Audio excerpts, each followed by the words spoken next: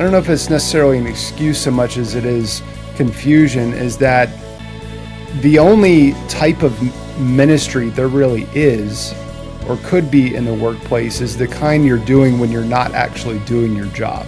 You know, when you're having a debate about creation versus evolution, or some kind of a worldview debate, and those are good in a sense, in the proper context. Probably not when you're supposed to be working, but the idea that that's all God is really interested in is the stuff that we're doing when we're not doing our job. I think God is very interested in the way in which we steward the responsibilities and the people God has entrusted to our care there in the workplace, more than just knowing that I shared the gospel with that person.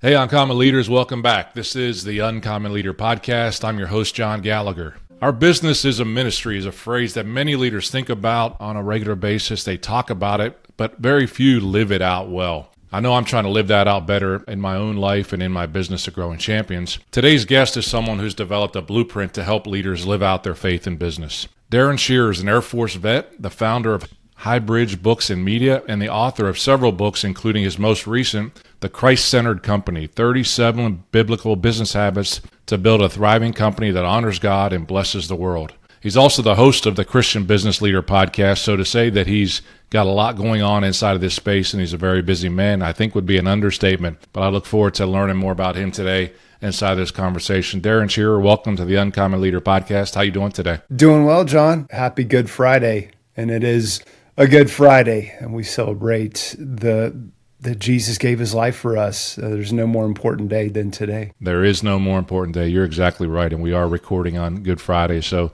I think the timing of this conversation is really good, and I can't wait to just learn a little bit more and have you share your faith and how you live it into your business and into your writing with the listeners of the Uncommon Leader Podcast. But I'll start you off with the first request that I always start my first-time guests, and that's to ask you to tell me a story from your childhood that still impacts who you are today as a person or as a leader. Yeah, so I grew up as a PK, a pastor's kid, and I was one of those rebellious PKs, and I had red hair and I was a PK, so kind of double trouble. And so I got into a lot of trouble, especially through high school, but my dad would make sure that I was at church, even if that meant sending a deacon to go bang on the door to get me out of bed so that I would come downstairs and get in the car and go to church. That's what he did. And so I would come into church, still smelling like alcohol from the night before. And I'll never forget, there was a sweet lady named Miss Sheila at our church. And she would, despite knowing or imagining what my night had been like the night before, she would just speak life into me. And she would always say, "You ready to preach? You ready to preach?" And I'm thinking, do you know where I was last night? Do you know what I was doing last night? Am I ready to preach? Are you kidding me? And she would just prophesy over me. And fast forward a couple years later, I was at The Call, which was an event on 7707 in the Tennessee Titans Stadium, where it was all-day fasting and prayer with 80,000 people. And I was leaving the stadium to go get a drink of water, and this lady reaches out and grabs my arm. And guess who it was? It was Miss Sheila. I hadn't seen her in probably, 15 years. Oh, wow. So she just made a profound impact on me, especially with that statement, that prophetic statement over me. Are you ready to preach? Hey, guess what I did last night, John, for Maundy Thursday? I preached at my church.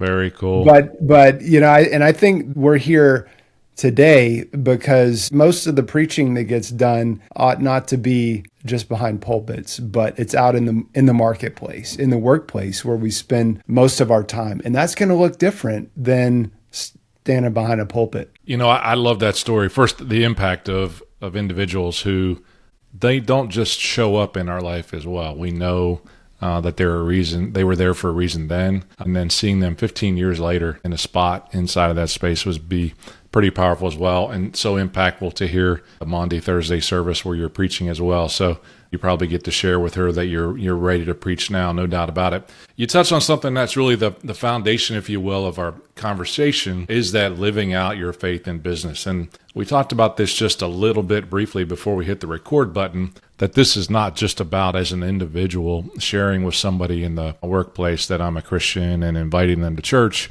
but looking at our business and changing the way we operate our business because of our faith. So I look forward to that inside the conversation. Now, as you say, you're a preacher, but you also are the founder and CEO of a publishing company as well. And so and then you've written books that support that in terms of that, but was there a moment for you? So somewhere between walking to church on Sunday morning, the alcohol's there, and then today you are living and breathing your faith into your business and practicing these with these habits that we'll talk about later. But was there a moment that you changed over and understood that it was, I need to turn this around? Yeah.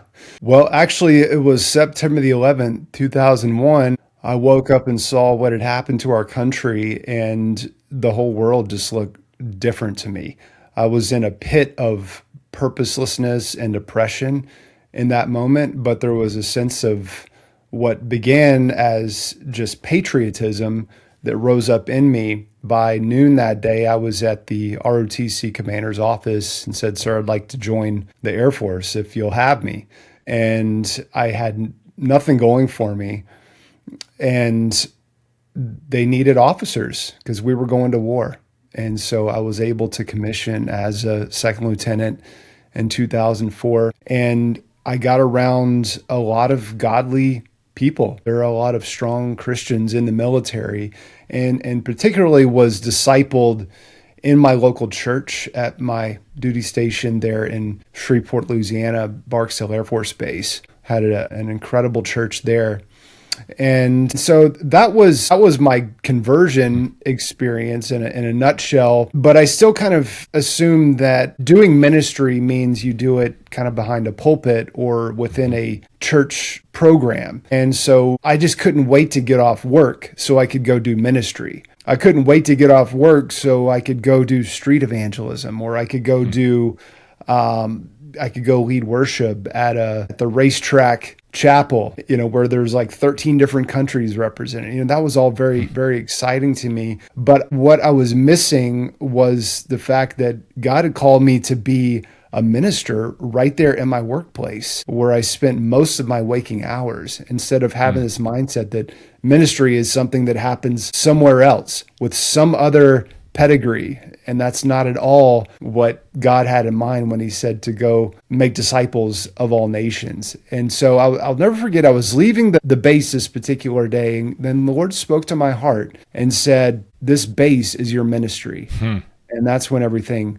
changed for me. So many times as we listen through that, and even as leaders, we think about wanting to do that. And, at least I listen to Craig Rochelle, he talks about people change out of inspiration or out of desperation. There's really two reasons they change. And in the space of what you're talking about, first, at 9/11, I hear that there was an inspiration that led you to change, and from a patriotism standpoint to serve. But the second side of that inspiration is the word, listening for the voice of God to talk to you. So many times as business leaders, we get stuck in that rut, and I'll own this a little bit even for myself, as I was in the big company culture for a long time, that, all my employees and customers aren't Christians as well, so I really couldn't do that at work, or, I'm not the owner or the president of the business or the boss, so I couldn't do that as well. Those are a couple of the objections. Are there other objections that kind of either you went through individually or what you hear on a regular basis when you talk about these 37 habits we're going to get to? Yeah, I think most of it is just the objection that that's not where this kind of thing is supposed to happen, because we like having our faith kind of compartmentalized to a Sunday morning where we're going to talk about God. Hopefully, a lot of people can go to church and not even talk about God at all, and just talk about, they see somebody they hadn't seen all week, and all they're going to talk about is the football game coming on after church. And so especially during the week, most people are not talking about God, but we can still feel comfortable in our churchianity as long as we're going to church on Sunday morning. And so I think that's one of the biggest excuses that we make, is that that's just not where ministry is supposed to happen. Because, when you start talking about God in the workplace, or ask a coworker if you can pray for them because they just told you that they just had a loved one pass away, or that they're going through a hard time, the natural Christian response is, can I pray for you about that? And I've heard some say, just go ahead and pray for them. Don't even ask them. Don't even make it awkward. And I don't know anyone that's not going to allow that. I mean, if you ever try that, as I'm sure you have, John, I would be surprised if you had a moment where they said, no, I don't want prayer. Don't pray for me. I'm going to just carry this on my own. No, it's so good. And you're right. I haven't heard a no in that space before. I've had nudges. And again, this is where we as growing Christian business leaders need to grow. I've had nudges say, you should pray for them right now. Don't even ask them. Just go ahead and pray right now. And I'll be the one who actually says no. I'll be the one who faces the fear of the response, knowing that I'm not going to get that response. And if I do get that response, frankly, that should be okay as well, because we were told it wasn't going to be easy anyway. And so to be able to do that is so important. You're exactly right. I think many more times than hearing no, it's my lack of obedience at that point in time to make it happen. Yeah. I think some other confusion, I don't know if it's necessarily an excuse so much as it is confusion, is that the only type of ministry there really is or could be in the workplace is the kind you're doing when you're not actually doing your job. When you're talking, having a debate about creation versus evolution, or some kind of a worldview debate, and those are good in a sense, in the proper context. Probably not when you're supposed to be working, but the idea that that's all God is really interested in is the stuff that we're doing when we're not doing our job. I think God is very interested in the way in which we steward the responsibilities and the people God has entrusted to our care there in the workplace, more than just knowing that I shared the gospel with that person. I took them down the Romans road, and I got my spiritual scalp, if you will. I think God is very much interested in the way that we do marketing, the way that we do accounting and people management and customer care and all of those things. That is the ministry that comes to my mind first and foremost when I think about what does ministry look like in a business setting. So I think about that, and that leads right in. So that's, if we have these objections, if we have these gaps or barriers that keep us from living that out in our workplace, then, we need to equip those leaders with the tools they need to be able to do that. Sometimes that happens on Sunday morning, to your point, when you preach and you're inspired when you leave the door, and the energy is there on Sunday morning or Sunday afternoon when you leave. But you walk through that door on Monday morning and the air just seems to go out. We lose that passion. We lose some of that. And so we need these habits that you talked about. So you mentioned, it really started for you on the base, that the base was your place of ministry. And then fast forward to publishing this book with 37 habits. Take me on that journey just a little bit from realizing, becoming aware of that, to authoring a book to impact those Christian business leaders. Where have you been on that journey, and how did you learn that there were 37 habits? Yeah, well, there's probably more for sure. In fact, I know there are more because I regret not adding certain ones in there. That's the challenge of a book, right? Once it's printed, exactly. And this is a publishing company anyway, right? Yeah, like the book is printed now, and it's like out there. Yeah, that's right. But there's an updated version forthcoming. But so in around 2011, 12, it occurred to me I was living in New York City at the time,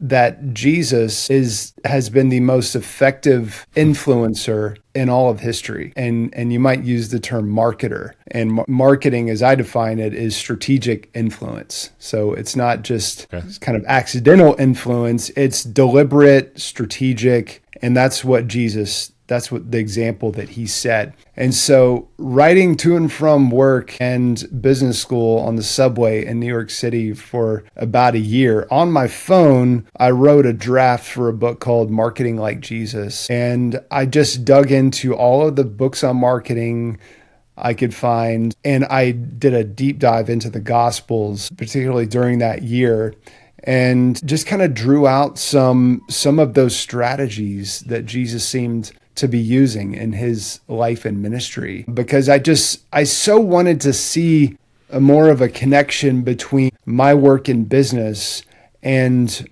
the work of God, the work of Christ. And I really saw that in the four Gospels.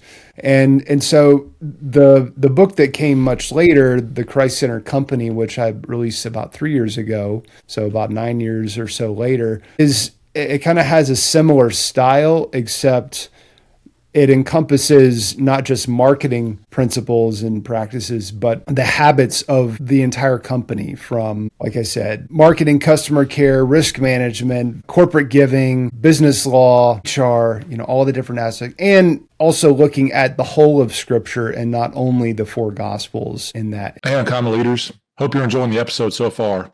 I believe in doing business with people you like and trust, and not just a company name. That's why a strong personal brand is essential, whether you're an entrepreneur or a leader within a company. Brand Builders Group, the folks who have been helping me refine my own personal brand, are offering a free consultation call with one of their expert brand strategists. They'll help you identify your uniqueness, craft a compelling story, and develop a step-by-step plan to elevate your impact. So head on over to coachjohngallagher.com/BBG, as in Brand Builders Group, to schedule your free call and take the first step toward building a personal brand that gets you noticed for all the right reasons. That's coachjohngallagher.com/BBG. Now, let's get back to the episode. So I love that journey, going through it. It's broken out into 7 sections, and you talk about that, the different sections of a business. Like, if you listed the 37 habits and didn't tell someone it was the title of the book, Christ-Centered Company, it would align with those habits that successful companies may need to have. You're exactly right. Development of core values, a purpose and mission, and all by,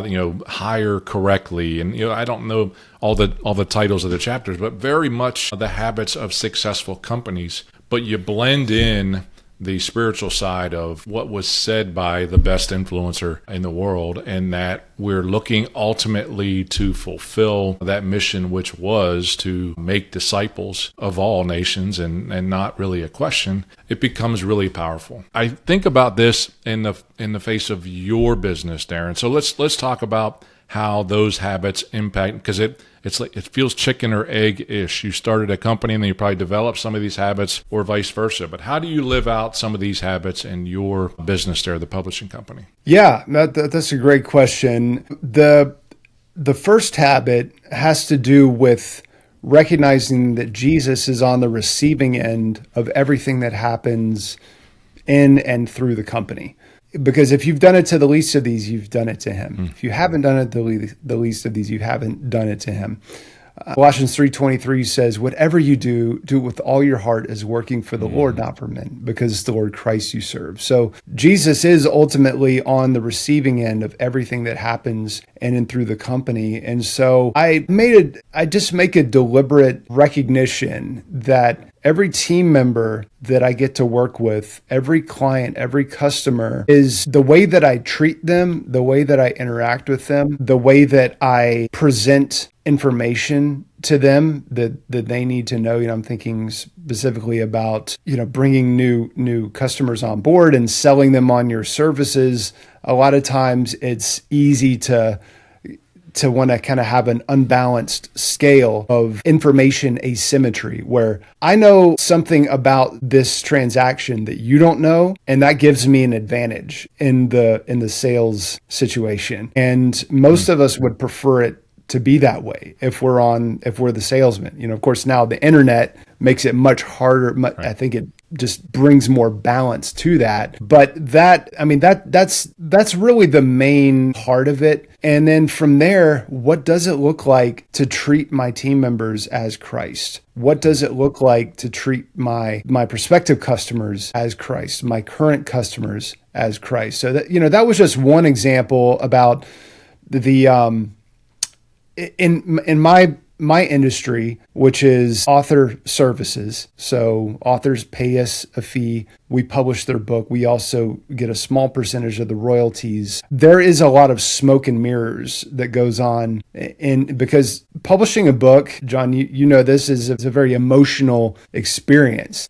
And so people have very high hopes, in most cases, and they might think, well, I heard this company said they're going to make me a bestseller. I should go with that company. They don't even know what your book is about, and they're telling you that, right? Because what they're doing is they're actually deceiving prospective customers who think they know what a best-selling book is. They're thinking New York Times bestseller, Wall Street Journal bestseller. And what they actually mean is we're going to make your book a bestseller for 1 hour in one of 16,000 different subcategories on Amazon for one version of that type of book, whether it's an ebook or a paperback or audiobook.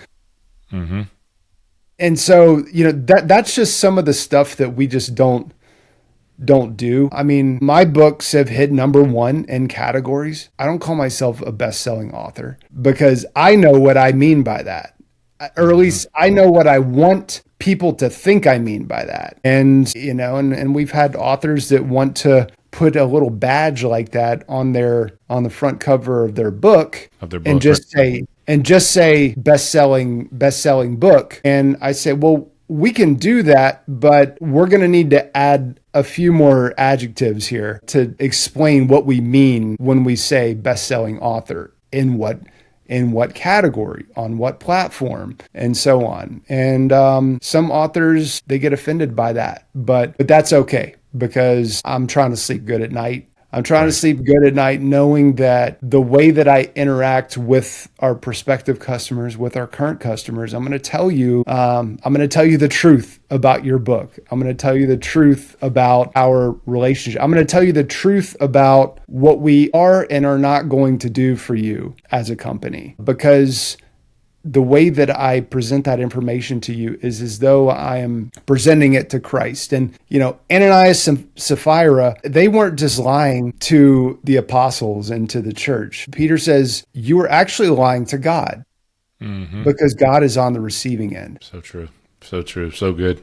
You think about this, Darren, and even in the aspect of some of the sections that you talked about and how those who desire to be Christ-centered companies, one of the biggest roadblocks often is in conversation I have with them is the people management side. You talk about that inside the book for sure in terms of hiring and the hiring process that goes along with it, and demoting. And too many times I'll hear leaders say, well, if we're a Christ-centered company, we can't possibly terminate any employees because we care about all of them. Is that true? Can they not demote? Can they not remove employees from the company? Yeah, no, I don't think that's right at all.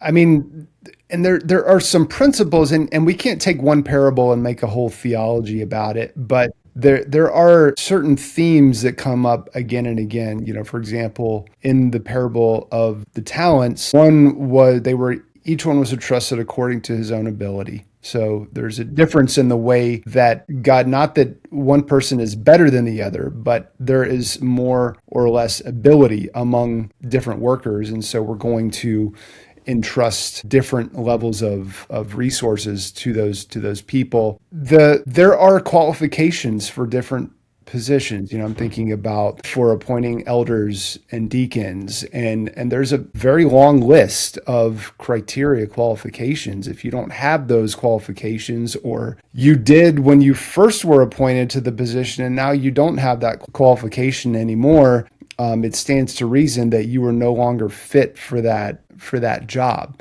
And that's from a biblical perspective. Mm-hmm.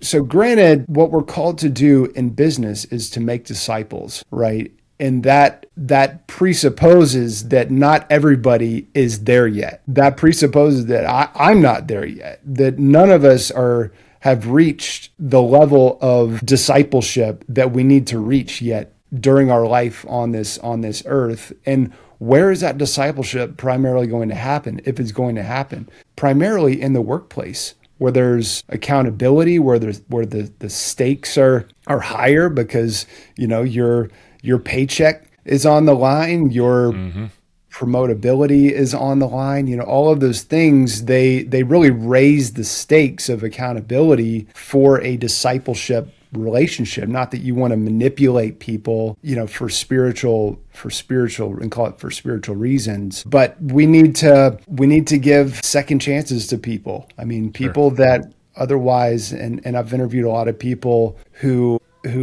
have companies that specialize in hiring second chance employment, and they're able to develop those people into the leaders, into the people that God called them to be. So yes, there is the aspect of we need to reward people that are faithful stewards. But at the same time, when somebody screws up, that doesn't mean we just kick them to the curb. Because there is the way that Jesus restores Peter after he didn't deserve to get restored, but he did it anyway. Absolutely. You're exactly right. And I think about that, and because I believe that our responsibility as Christ-centered leaders is actually higher in the space of recognizing that we must deliver truth to those individuals if they're not living up to that standard that we've created as an organization, but that we're required to do that with grace. And I think about that. If it's all truth and no grace, then we're just coming across as bullies, and folks, certainly are not going to listen to that and do very well. But truth delivered with grace is one of those things that I believe we were called to do as well. And again, 37 habits, 7 sections. We can't possibly go through all of them. I look at the time already. I can't believe how fast our time has gone. One of the sections I did want to talk about as well was at the end, and that's philanthropy as well. So philanthropy in a Christ-centered business is different than the traditional, would be a corporate social responsibility from a philanthropy standpoint. How do you talk about that inside the book? Yeah, one of the principles or the habits that stands out to me from that particular section is the issue of, if you don't take care of your own household, you're worse than an unbeliever. That's what the Bible says. So what does that mean for a business? Well, from a biblical standpoint, a household is more than just the nuclear family of mom, dad, and the kids. It also includes, so Abraham went to war, with 315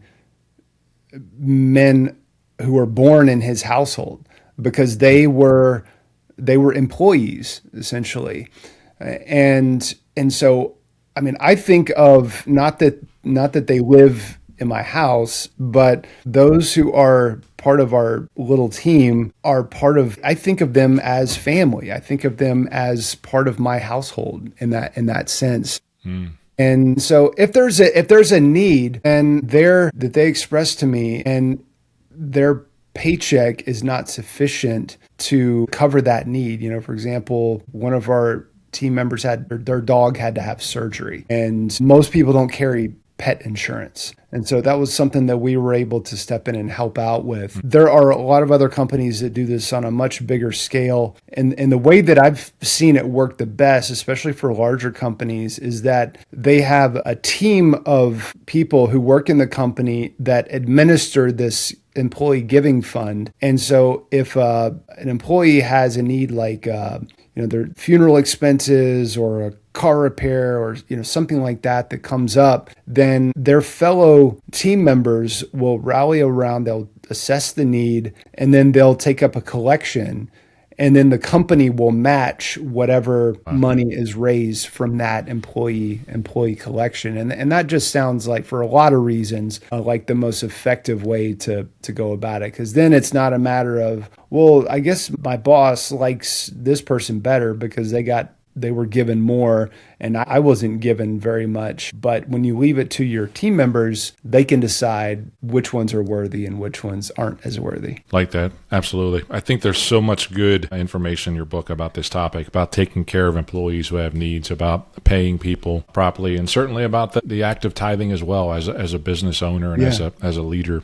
Because the tendency is to want to just, when we think about corporate giving, it immediately goes out of the company and not back into the company to the people who have needs that their paychecks are not sufficient to meet. So that's why I think one of the reasons the Bible says, if you don't take care of your own household, you're worse than unbelievers. So we have to look in the house first before we start patting ourselves on the back about all of the great charitable giving, because that can feel good, especially when you get a seat Sure. at the, up front for the fundraising banquet and, those kinds of things. So good. Tell me about the second mile concept. Yeah. So most companies are not going the first mile. And, the obvious example would be in the fast food industry, where you pull up to the window and you pull up to the intercom and you don't even hear from anybody for like the first couple minutes. The first mile would be, I hear from them as soon as I pull up. The second mile would be like Chick-fil-A. They actually walk toward your car as you're pulling into the drive-thru. So I don't really know of a better example or more familiar one than that experience of just this army of, and certainly that costs money, and you're going to pay more when you, maybe a little more, not comparatively more than going to the place across the street, which still is going to have high prices. But part of the reason why they have to have high prices is because they're not doing the volume that Chick-fil-A That's right. doing. They're not. I mean, they don't see two lanes going through that are backed up to the road every time like a Chick-fil-A. I'm just amazed by Chick-fil-A's no matter where I go and the number of cars that sit in that line. And you're right, they walk up to you and really take care of you. And certainly, the experience is different. And that's a great example. There's no that's what Jesus said to do. When in context, they were being required to carry the packs of the Roman soldiers against their will and for a mile. And Jesus said, do it 2 miles. Just go the extra mile. Because I mean, how disarming is that? The first mile, they know that you did that because you had to. You take it the second mile, that's gonna change the whole dynamic of the relationship and the conversation. Like, why did you take that? Why did you go that second mile? I love that scene in The Chosen. I know so many folks debate whether or not it's good or not, but they did so well with that second mile concept in The Chosen. This has been fun. I love the comment. I want to honor your time as well. I want to ask you a fun question. You get a chance to speak on podcasts like this all the time, which is really cool. You host your own podcast and bring others on to talk about this concept of the Christian business leader. You probably get a chance to speak on stages and certainly in front of your employees. It's baseball season. My Pirates have their home opener tonight, and talk about having to have faith. It's been somewhat of 35 years or whatever it is since we've really had anything to cheer about as Pirate fans. But the individual players, as they're coming up, they have a walk-up song that comes up. What would be your walk-up song, Darren, when you're going up to speak or you're getting ready to host a podcast and they get you inspired and ready to go? What's your song? Yeah. I like music, by the way. I saw where your guy came out and it hit the news that I think he came out to Blind by Korn, which really got the place rocking. That would be a cool one to come out. Well, they're calling the new guy up tonight. He just came out on Twitter today and said his walk-up song was going to be Nobody by Casting Crowns, which I'm like, wow, you don't hear that. You just don't hear those things very often. I mean, it's going to be really cool. But so. Yeah. You have one? Wow. Walk-up song. I guess if I'm thinking realistically in sports, I don't know. I mean, I won't back down for Tom Petty. That comes to mind. All right, Tom Petty. That's all right. Yeah, good stuff right there. If it gets you going, that's what it takes sometimes, to get you going. I mean, I would be a journey guy all the way around. I mean, certainly Country Roads follows me everywhere I go, being from West Virginia too. So whatever it takes to get us going, no doubt about it. This has been a phenomenal conversation. I actually hope we get a chance to do it again, Darren. I want to ask you the traditional last question, give you the last word. It's going to be 2 parts to it. One is very important, and that's how do folks get in touch with you. So let me know that here in just a minute. But I'm going to give you a billboard. You can put that billboard anywhere you want to. What's the message you're going to put on that billboard for the listeners here or those that, you come in contact with on a regular basis, and why do you put that message there? I think it was even this morning or last night I was thinking about this, like what do you want on your tombstone? Mm-hmm.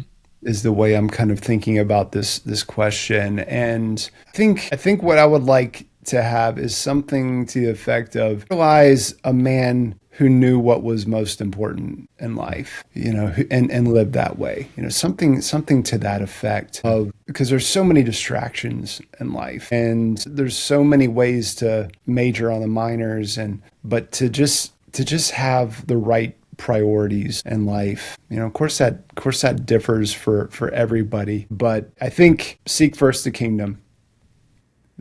The main thing is to keep the main thing the main thing, and that There you go. that is the kingdom of God. So seek first the kingdom. Very good. Thank you so much, Darren. It's been great. How do folks get in touch with you? Where do you want them to go find you? Yeah, well, everybody can go subscribe to the Christian Business Leader podcast. The book, The Christ Center Company, is on Amazon, and you can also go to christianbusinessleader.org and get some of our resources there. If you're interested in publishing a book, go to highbridgebooks.com, check out what we offer, and then contact us through the website. Excellent. That's so good. I want to call something out because I'm getting ready to do this myself. I saw it as I was looking at your website today. You've got a free assessment out there that organizations can use of how well they do these habits as a Christ Center company, which I think is a great assessment tool for folks to get a really good snapshot of where they are today, and then ask themselves what could be different about what that is. So we'll put a link to that in there as well, so we can get folks going your direction. Darren, this has been great. I love being able to do this on Good Friday. We got some great celebrating to do here on Sunday coming up when the tomb is empty again. It's going to be the great day. I've appreciated our conversation today and appreciate you. Wish you the best going forward, okay? Thank you for what you do, John. It's been a pleasure. Another great conversation on the Uncommon Leader podcast. I know, folks, that you heard that as you think about how you're trying to live your faith in your business. We look at it every day. In Darren's book that's out right now, I would encourage you to get a copy of that book and take a walk through that with regards to those 37 habits that he talked about to help you assess where you are on that journey. You probably heard something in there that somebody else needs to hear as well. Why don't you go ahead and share this episode with someone so we can get it in the hands of even more uncommon leaders just like you. And if you get a chance, drop us a 5-star review if you haven't already on the platform that you listen to. Until next time, go and grow champions.